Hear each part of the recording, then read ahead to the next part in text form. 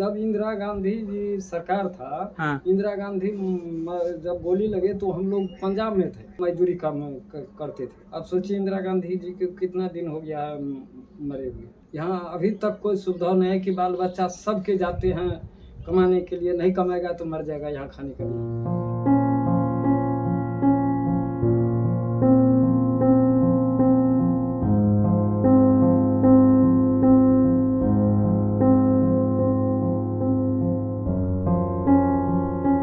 मजबूरी में कोई पलायन नहीं कर रहा है, शौक से अगर कोई जाना चाहता है, किसी के परिवार वहां रह रहे हैं, अगर वो उनको बुलाते हैं कि आप आइए यहाँ कोई रोजगार व्यापार कराएंगे, तो वो शौक से जाते हैं।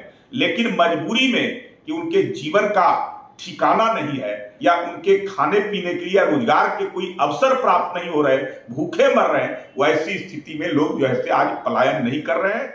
18 साल की उम्र में हम बाहर चले गए थे। 10 साल हो गया हमको पंजाब में रहते हुए।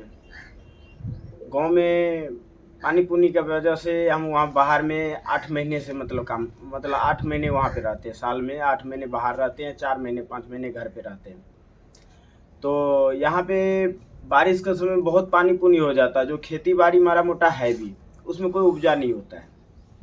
इसके चक्कर से मतलब बाहर रहने पड़ता है। यहाँ पे कोई रोजगार नहीं है, कोई फैक्ट्री नहीं है, कोई काम नहीं है। जो जैसे वहाँ पे 20-25 हज़ार कमाते हैं। हम 3 भाई हैं, तीनों का तीनों बाहर ही रहते हैं। मेरे से पहले मेरा पापा रहते थे बाहर में, वो भी मतलब दिहाड़ी करते थे, मजदूरी करते थे। जयनगर मधुबनी जिला का अनुमंडल, यहाँ आमदनी के स्रोत का जरिया नहीं, अत्यंत समझिए परेशानी का सामना करना पड़ता है। घर परिवार चलाने के लिए अपने गांव घर छोड़ के बाहर जाना पड़ता है, जैसे दिल्ली, बम्बई। कुछ लोग कर्ज लेके विदेश भी जाते हैं अपने बाल बच्चों को खिलाने पिलाने के लिए।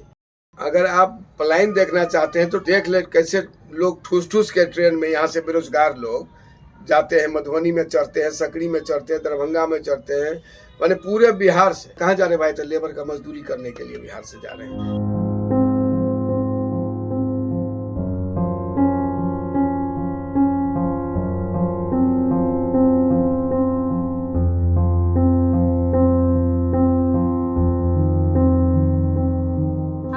कमाने खाने वाला कोई व्यवस्था नहीं है। हमारे शहर, हमारे गांव के जितना जेंट्स है सारे बाहर रहते हैं। कोई दिल्ली रहता है, कोई बम्बई रहता है, कोई पूना रहता है।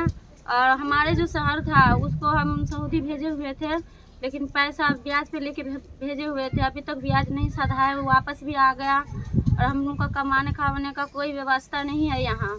ये गन्ना होता है ना, हाँ, ईख का जिसे चीनी बनता है, चीनी मिल जाता है। तो पूरे देहात का गन्ना ईख जो है लदा के ट्रैक्टर से, टायर गाड़ी से, बैलगाड़ी से यहाँ स्टेशन पे उसका एक ढाट बना हुआ था, राटन जिसको कहते हैं, वहीं वजन होता था और मालगाड़ी में लदा के वो बाहर जाता था, जिससे चीनी फैक्ट्री में पहुंचता था। तो उस पे भी पता नहीं सरकार का क्या कैसा विचार गया, उसको भी बंद कर दिया गया। उससे भी हमारे किसान जो है आर्थिक मंदी के शिकार हो गए।